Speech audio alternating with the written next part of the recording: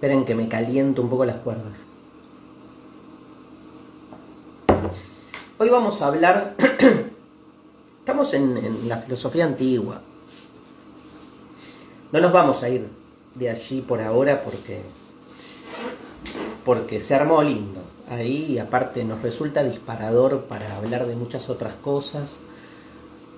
Hoy estoy medio como salteando cronologías, digamos, porque en realidad debería hablar de Aristóteles, pero me lo voy a guardar por un rato, Aristóteles.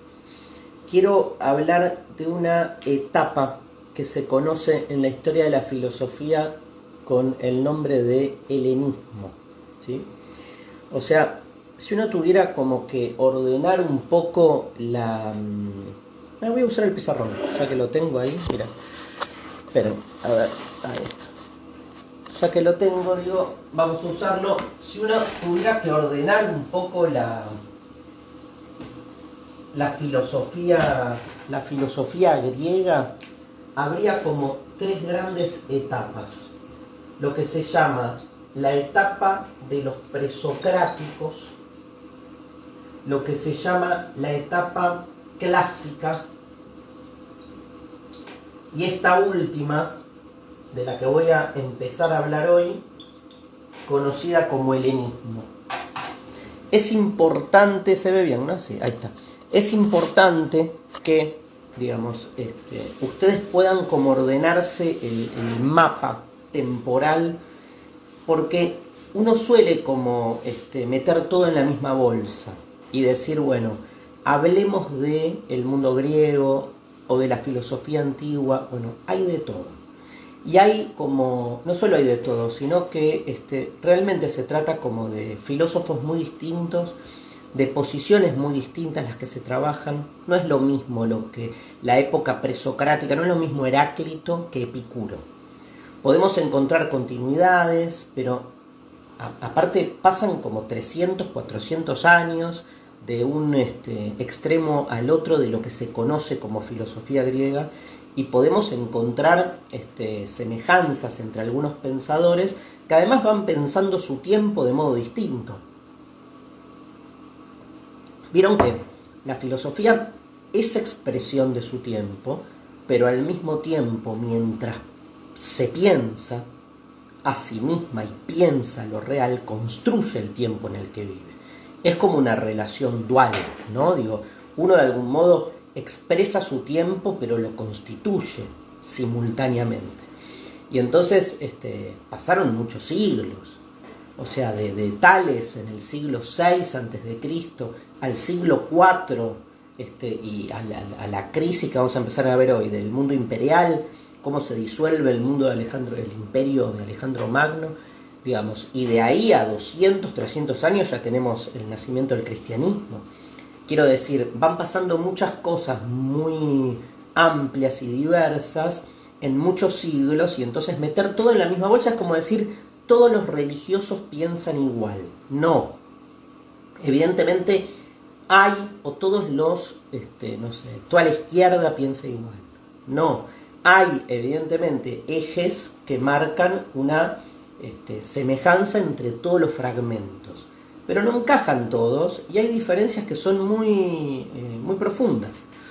Esta división en tres nos permite sobre todo concentrarnos en que hubo una primera etapa que se conoce como la etapa donde la filosofía va despojándose de su elemento más mitológico y volcándose profusamente a una actividad argumentativa, racional, ¿sí? Ese pasaje primigenio del mito al logos, ¿no? de las explicaciones mitológicas que de algún modo atravesaban la subjetividad de la época, a, digamos, el encuentro de este logos que empieza a reemplazar al mito y empieza, digamos, a sentar otro tipo de principio, no solo de organización filosófica, sino jurídica incluso, ¿no?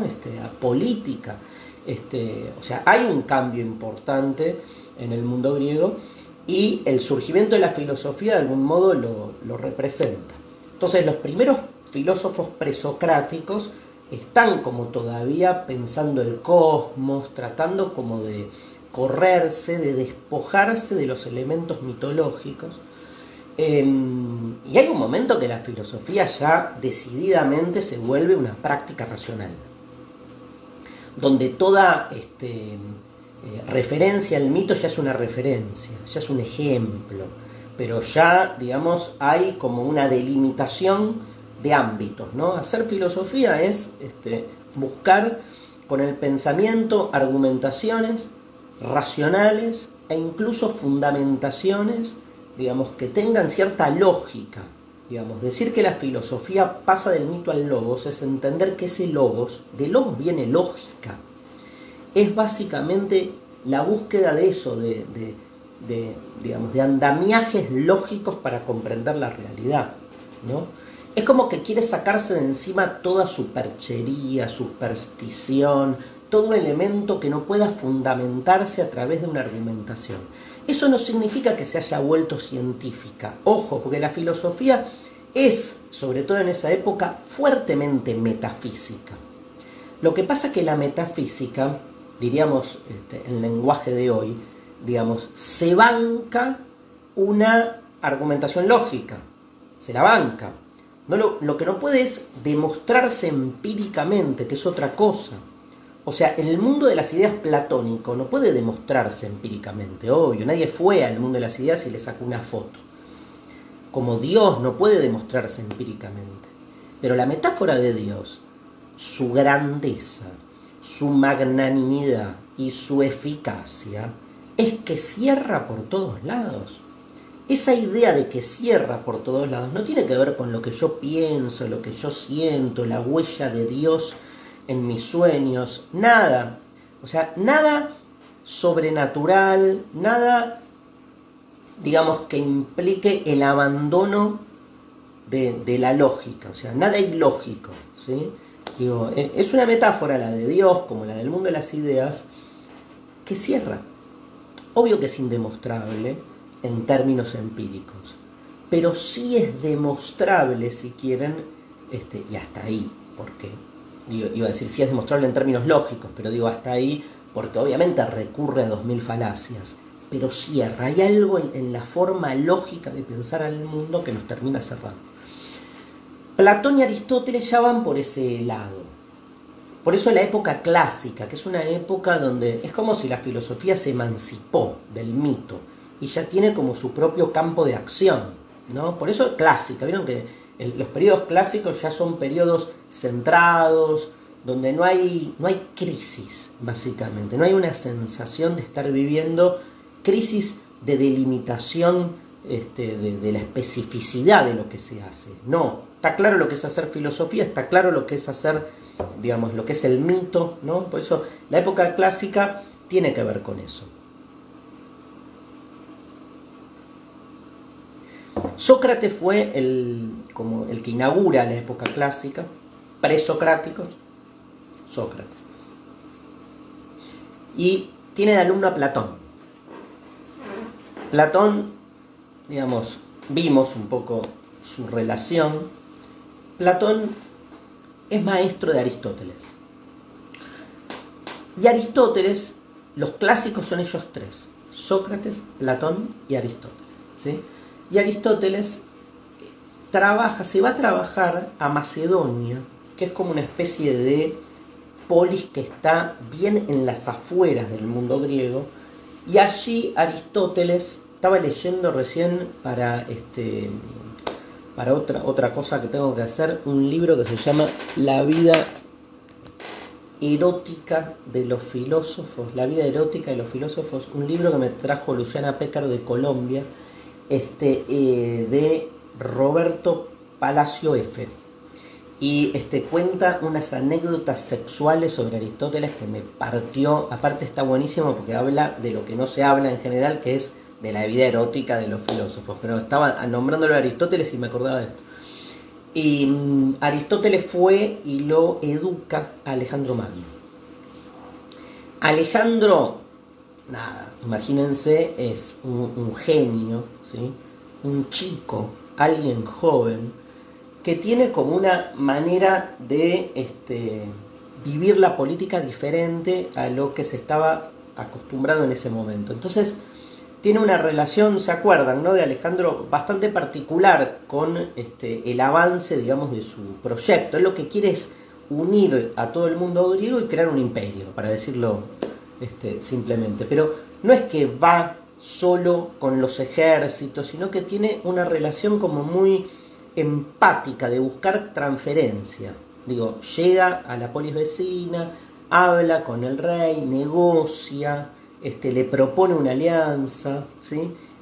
O sea, Alejandro de repente cambia, no solo hace de Grecia un imperio, sobre todo porque lo une a todas esas unidades que eran las polis, las ciudades-estado, con sus leyes, con sus costumbres, y arma un imperio.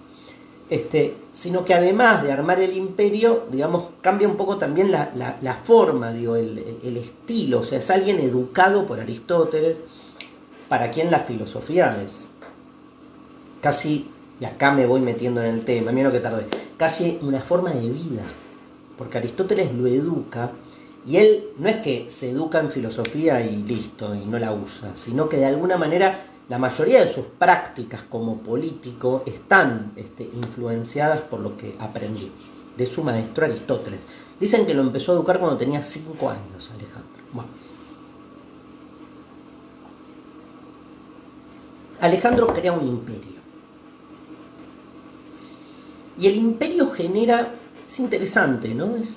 Ahí leía el libro de Néstor Cordero, ya lo presenté alguna vez, La invención de la filosofía, donde Cordero dice algo muy interesante, dice que hay que pensar el imperio de Alejandro como si fuese el mundo de la globalización, como que el griego estaba acostumbrado cada uno a vivir en su polis, y de repente Alejandro crea un imperio donde se pierden esas fronteras rígidas y de la polis se pasa al cosmopolitismo, palabra que en griego cosmos y polis, ¿no? O sea, la idea de que uno es ciudadano del mundo, diríamos.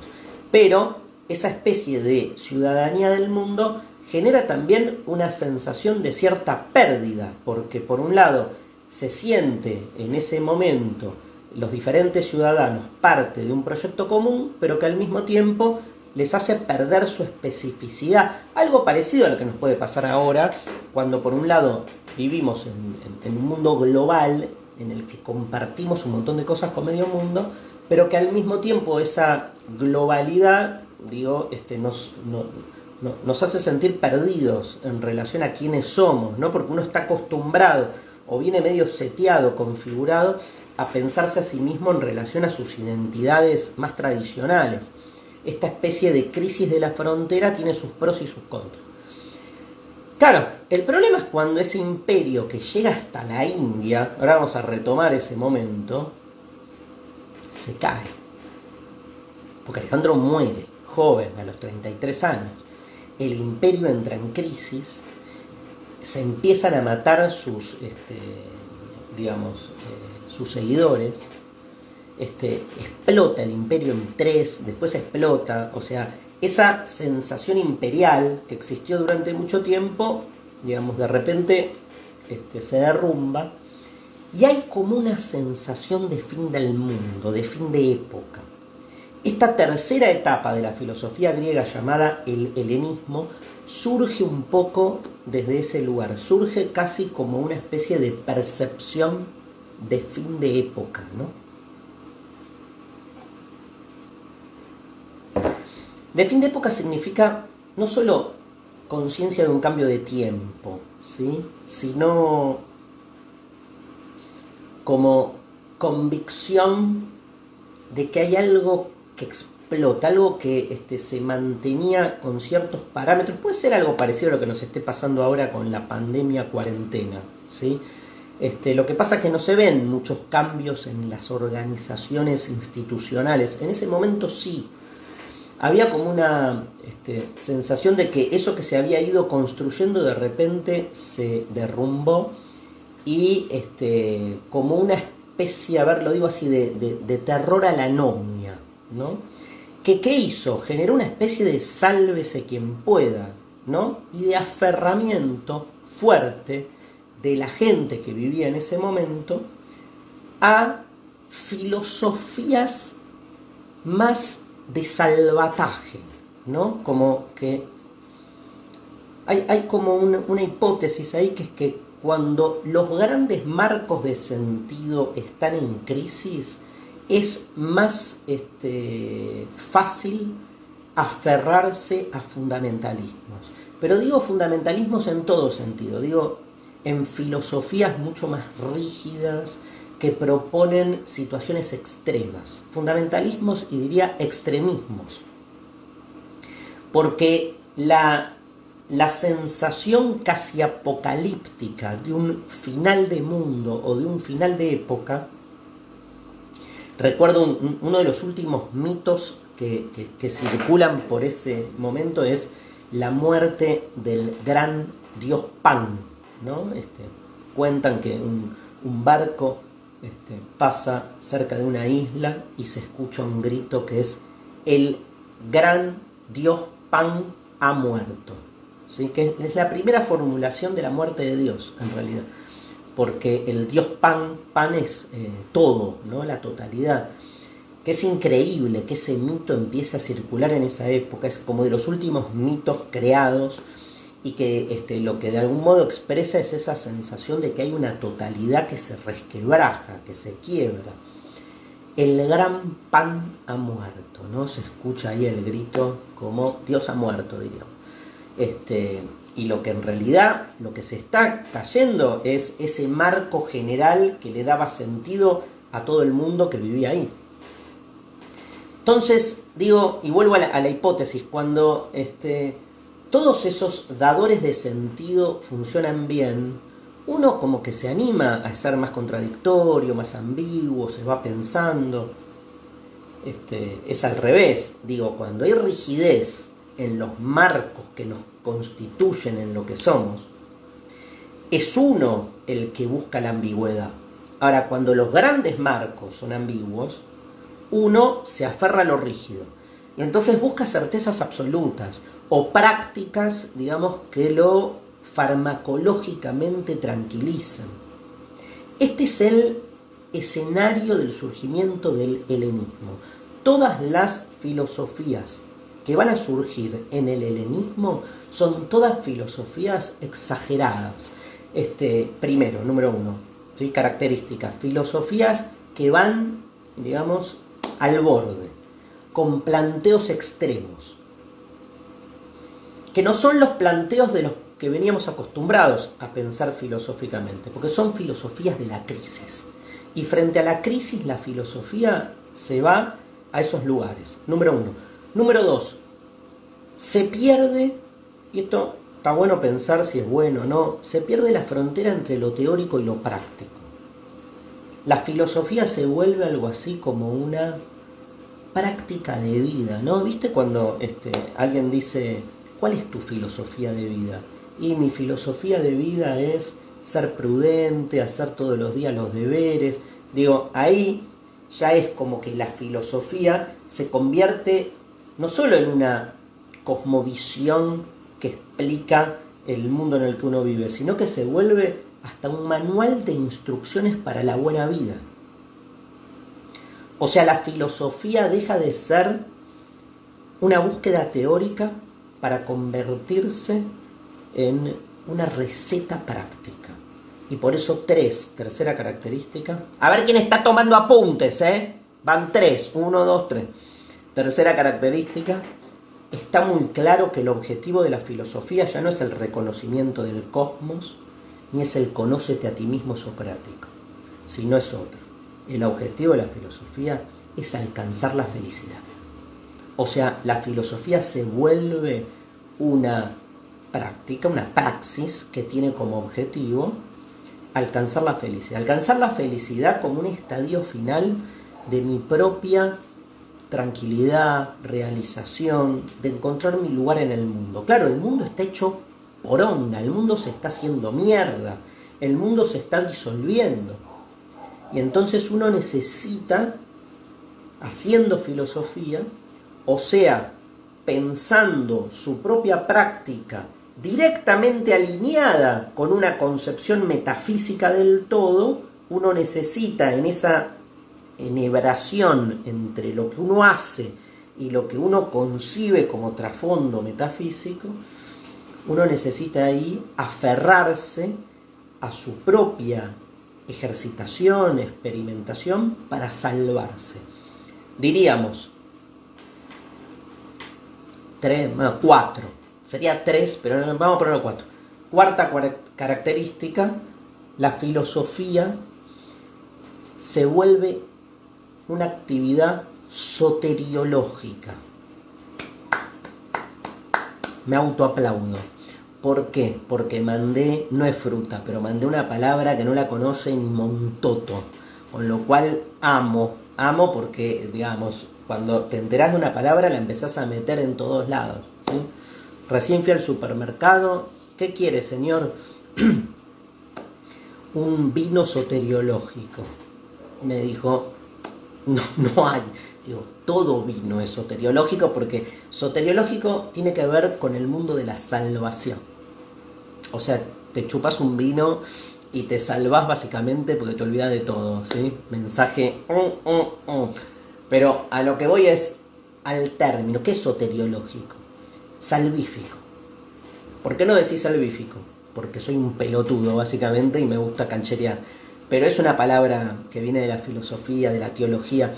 Es una filosofía que se piensa a sí misma como un método. ¿Saben qué mierda significa método en griego? Camino, ¿sabían? O sea, método es como el buen camino, incluso, ¿no? Podríamos agregar.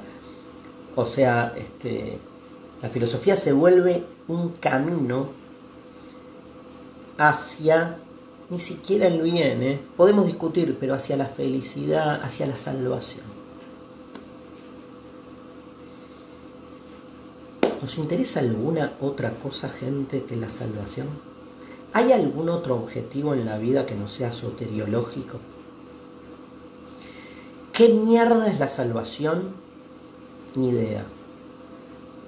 Salvarnos. ¿De qué? De la falta, de la finitud, de la mierda, de la angustia,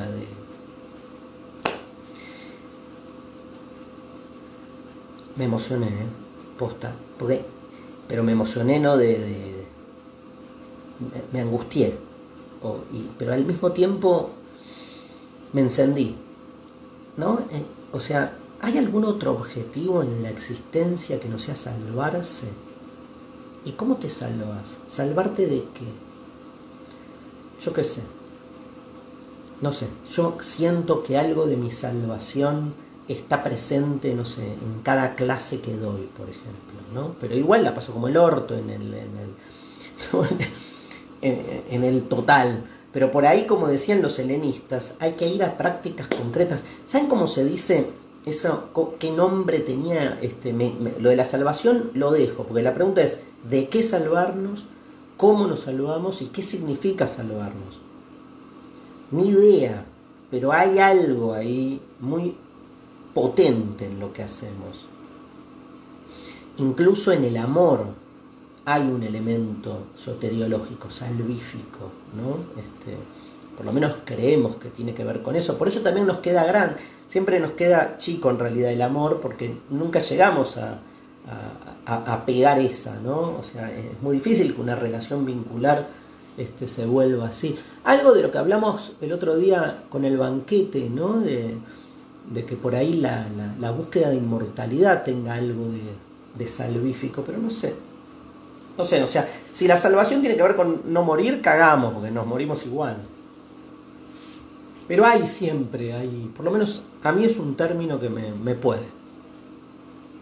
Diría que es uno de los objetivos, por eso empatizo tanto con estas corrientes. Entonces aparece como este boom, ¿sí? Esta palabra les iba a decir. Hay una palabra muy de la época, me da paja el pizarrón, lo tengo al lado y me da paja escribir, pero bueno, ¿qué es la palabra? ¿Vieron la palabra ascetismo? Que la usamos mucho. Tiene un origen griego en askesis, con K, ascesis, que es algo así como estos ejercicios, esta filosofía llevada como estilo de vida, ¿no? Una ascesis es como una serie de prácticas que uno empieza a realizar como para construir una subjetividad en pos de un objetivo, la salvación. Michel Foucault analiza en Historia de la Sexualidad, sobre todo el volumen 2 y el 3, muchas de estas prácticas, por ejemplo, en prácticas dietéticas, prácticas eróticas, ¿sí? Ahí hay una filosofía en pos de eso. Digo, por ejemplo, no sé, tiro cualquiera, el veganismo es una ascesis porque es toda un conjunto de ejercicios en el sentido de ejercitar tu cuerpo en pos de una transformación existencial. El veganismo es una filosofía desde esa perspectiva. Podría asociarse mucho al helenismo, ¿no? Después está la discusión de qué es una filosofía. Por ahí los filósofos más especulativos, más teóricos dirían no es, porque todo lo que no implica una fundamentación teórica no sirve, yo qué sé. Pero para darles un ejemplo de lo que es ese momento. Por algo, en ese marco, surge el cristianismo. El cristianismo viene a ser casi como un derivado, o sea, 200 años después aparece el cristianismo. 300. ¿Pero por qué? Y en el Imperio Romano. Pero porque hay algo de todo esto que digo que se empieza a visualizar, esa práctica de vida. Vieron que religión significa en uno de sus sentidos religarnos con aquello de lo que provenimos. Ese religamiento no es que se hace así sentado haciéndose el boludo, se hace en actividades concretas, en dedicarle el día a hacer, haciendo vas religándote con aquello de lo que provenís, con esa especie de lugar de donde caíste, ¿no? ¿Se quedaron pensando en Aristóteles y el sexo? Yo sí. Ahora voy a leer algo igual del libro. Bien, dentro de este... Ay, me escribió mi mamá. Bueno, dentro de el helenismo hay distintas corrientes que ustedes por ahí conocen de nombre, pero por ahí no se imaginaron que todas ellas puedan encontrarse al interior del helenismo. ¿Dónde viene la palabra helenismo? También es importante, que es el helenismo, se le dice al mundo griego, mundo helénico, el idioma griego se llamaba, la palabra helenismo deriva de cómo se nombraba al idioma, porque lo cierto es que eran tantas las polis que existían al interior de ese imperio que colapsa, que lo que tienen en común son pocas cosas, tres fundamentalmente, ¿no? El idioma, con sus tonalidades, igual que hoy, digamos, acá en Argentina o en Latinoamérica, que hablamos tonalidades muy distintas. La mitología se compartía mucho, también con versiones distintas, ¿no? La Afrodita de Atenas no es la misma Afrodita de Macedonia, donde sus mitos son contados distintos, incluso la forma en que se presentan algunos dioses, y la moneda, ¿no? Esos eran tres características que hacían que hablemos del mundo griego, no hablamos de todos ellos. ¿Cuáles son los movimientos que surgen acá? Los dos más famosos, y de dos de ellos voy a hablar en alguna de las próximas clases, son los estoicos, el estoicismo, que es como el más conocido de los movimientos, no porque ustedes probablemente no conozcan a la mayoría de sus pensadores, pero sí por el uso del término estoico, ¿no? Permanecí estoico mientras me cagaba en la vida. La historia de mi vida. La historia de todos que siempre pensamos que nos cagamos la vida porque hay otro que nos la caga y no nos hacemos cargo de nosotros y nuestra propia decadencia, pero no importa. Digamos, permanecí estoico, que es me la banqué. ¿Vieron el valor de me la banqué? Yo no sé por qué, está medio sobrevaluado, ¿no? Yo hay una época de mi vida donde aprendí que es mejor quebrarse. ¿Qué vas a hacer? digamos, que vas a estar ahí como sosteniendo lo insostenible. Bueno, bienvenidos al desierto de las lágrimas. Más domingo, ¿no? Nos olvidamos que hoy es domingo, que son las... ¿Qué hora es? 18:35, ya es de noche, ya es invierno. El estoicismo. La otra corriente, hay dos corrientes principales, los estoicos y los epicúreos. Tienen algo en común. Los epicúreos derivan de Epicuro, un filósofo al que le vamos a dedicar una clase entera, no les quepa duda, un grosso. Pero en ambas pasa algo, que es como que son las que más continúan en Roma. O sea, cuando Roma toma Grecia y el mundo griego de algún modo se continúa en lo que es la cultura romana, hay muchos pensadores romanos, vieron que no son conocidos los pensadores romanos, básicamente porque no hay corrientes nuevas, sino que son, la mayoría de los filósofos romanos son como continuadores de las grandes corrientes griegas, sobre todo de Aristóteles y de Platón, obvio, todo el neoplatonismo, toda la continuidad del pensamiento aristotélico, pero fuertemente Epicuro. De hecho, mucho de lo que sabemos de Epicuro se lo debemos a un filósofo romano que se llama Lucrecio, ¿no? Autor de Rerum Natura, ¿no? De la naturaleza de las cosas, donde habla todo el tiempo y dice, bueno, porque Epicuro escribió, porque mucho de lo que escribió Epicuro no nos llegó casi nada. Le debemos mucho a Lucrecio. Y, bueno, Cicerón, para hablar de los romanos, digo, más ligados después al estoicismo, por ejemplo, que sí, tiene una continuidad fuerte. Epicureísmo, estoicismo, dos corrientes que, con lo poco que ustedes saben y yendo a las palabras, tienen que ver con esto. Digo, Epicuro es el filósofo del hedonismo. Epicuro es el filósofo cuya máxima fundamental decía: huye del dolor, busca el placer. Imagínate la disquisición ontológica acerca del origen del cosmos. Le chupa un huevo. Que la tiene igual, que es brillante la teoría del clinamen de los átomos, porque era un atomista Epicuro, pero hay como una necesidad de resolver algo mucho más inmediato. ¿Qué? Que no me duela. ¿Por qué? Porque se me cae el mundo. Que no duela. Huye. Siempre me paro porque una vez empecé una de mis tantas terapias con una terapeuta que era una genia. Y entonces yo estaba ahí canchereando, digo, porque yo, como dice Epicuro, huye del placer, busca el dolor. Lo dije al revés, boludo, pero de libro, ¿viste? Lo dije totalmente al revés. Huye del placer, busca el dolor, me sale naturalmente así. Entonces cada vez que repito la máxima, respiro para no equivocarme, ¿no? Y me lo repito. Bueno, ¿cómo era? Huye del dolor, busca el placer. Y después hay otras corrientitas. Vamos a trabajar dos de ellas, si nos da el tiempo. Una es el escepticismo y la otra es el cinismo. Dos palabras que también ustedes conocen. Escepticismo, término que significa... ¿Qué significa? ¿Qué es un escéptico? De nuevo, el pensamiento llevado a la radicalidad, ¿sí? Otra vez mi mamá. Bien, el pensamiento llevado a la radicalidad. ¿Qué es ser escéptico? No creer.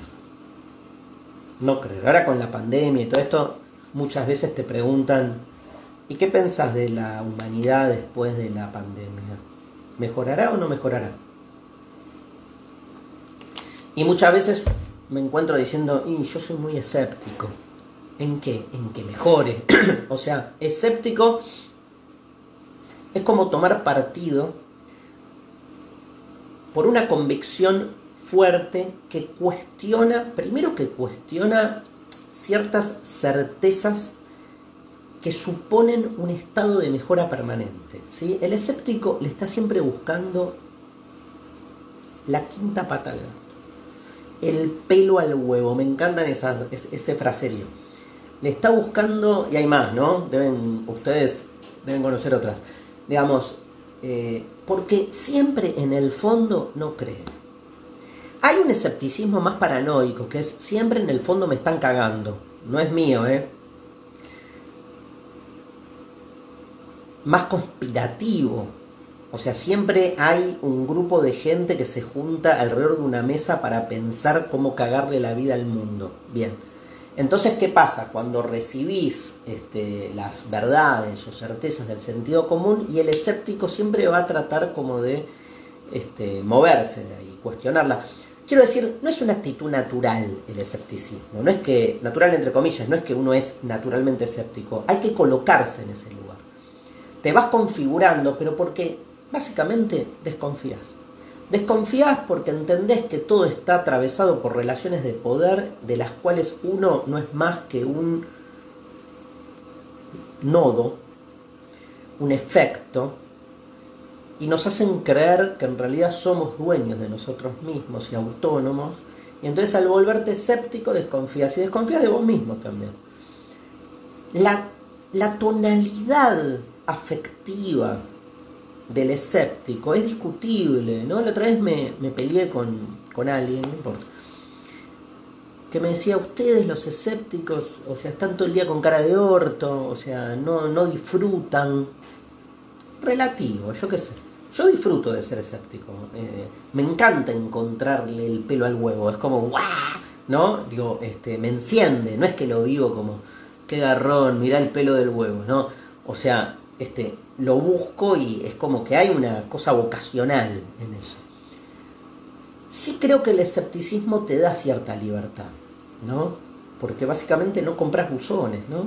Digamos, y hay como una sensación hasta ahí, porque después duda de vos mismo, pero hay como una sensación como de que uno es dueño hasta donde puede, pero que uno piensa por sí mismo. Pero entonces es siempre contra las certezas instituidas, ¿no? Igual es una actitud, digamos, agotadora, porque necesitas cada tanto, no sé, creer en algo, ¿viste? No sé, no estar todo el tiempo. Hay un lugar donde ser escéptico es agotador. Tipo, pará, disfrutá un partido de fútbol, boludo, disfrutá un garche. No, lo que pasa que en realidad las prácticas sexuales, pará, es como que todo se te vuelve insoportablemente y tediosamente analizable y descartable, entonces no enganchás ninguna. Bien, nada. Hay escepticismos radicales, extremos y moderados.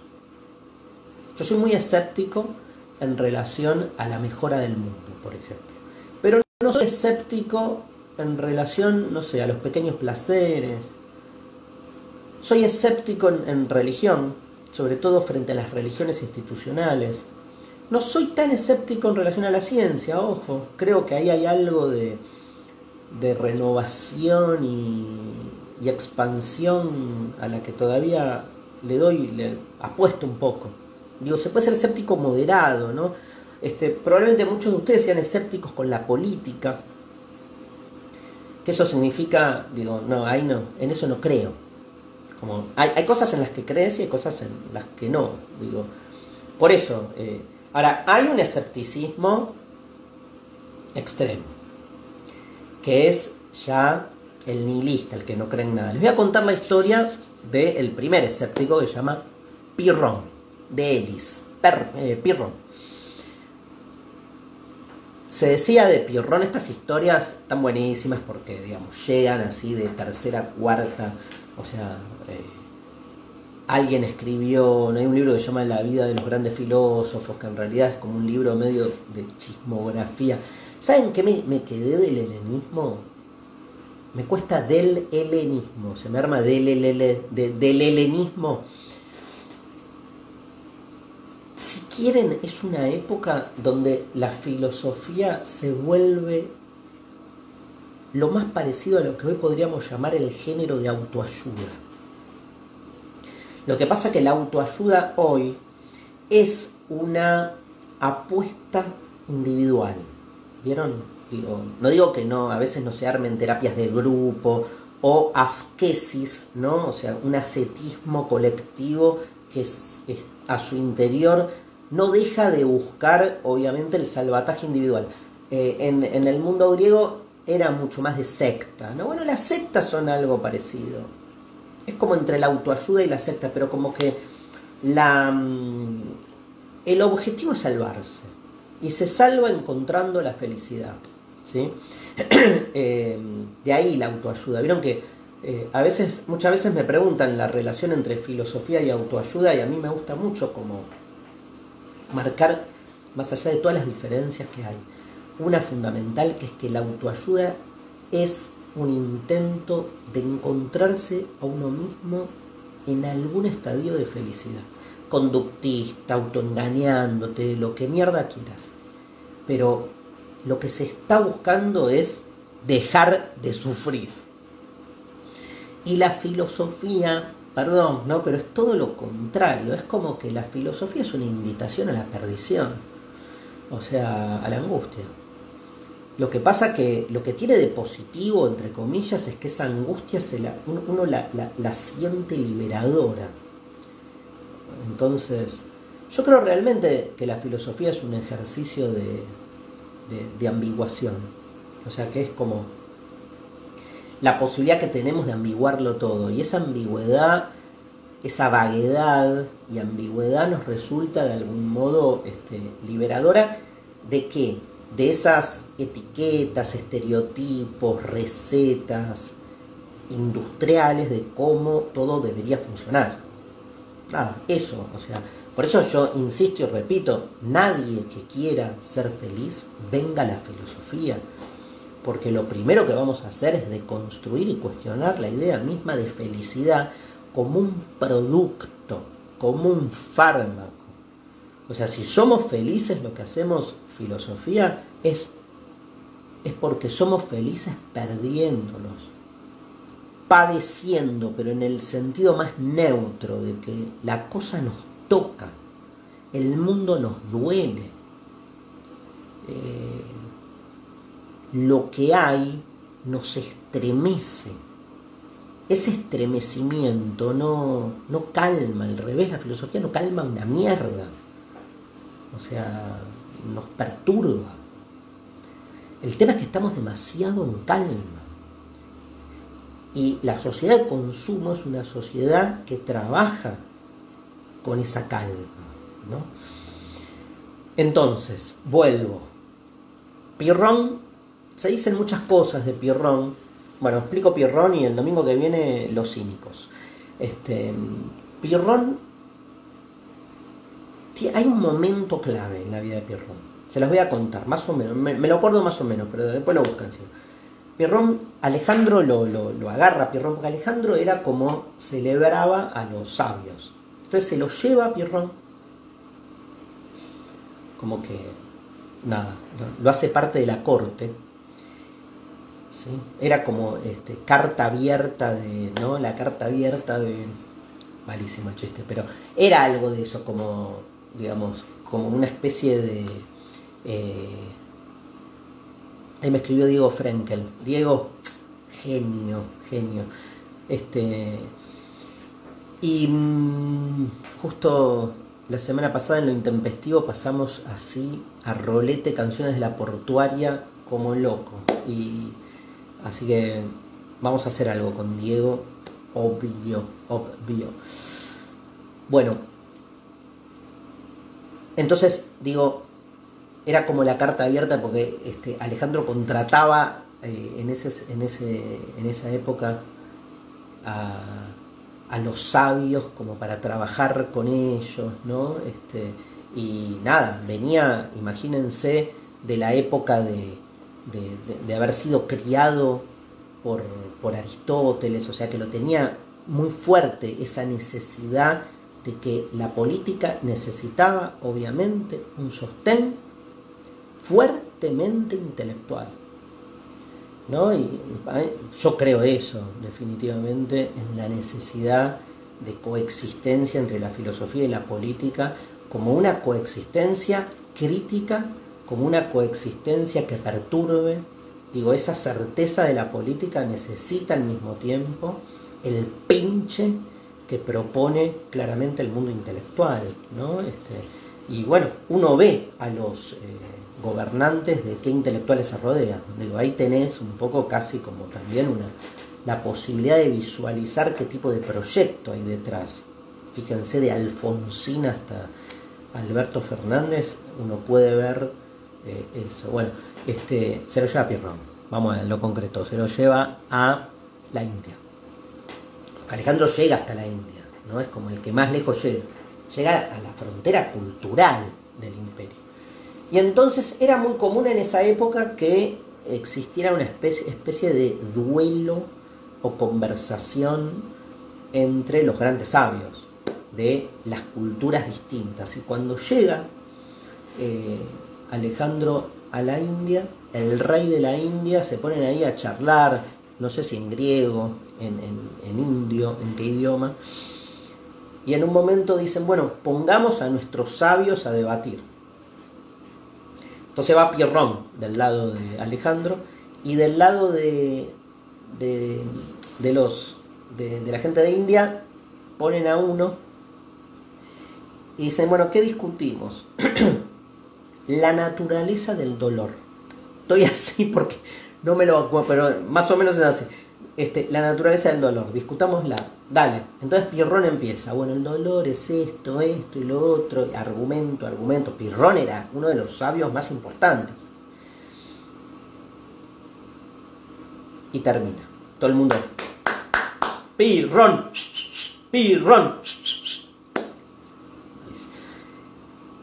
Y viene el indio. No me acuerdo si se dice indio o hindú, pero bueno. Y dice, ¿quieren saber lo que es el dolor? Después de escuchar a Pirrón, que les pasó el trapo a todos. Y el tipo prende fuego. Se empapa así como de un combustible. Se incinera vivo. Y mientras se empieza a oler la carne chamuscada y el tipo empieza a morirse asfixiado por el humo que sale de su propio cuerpo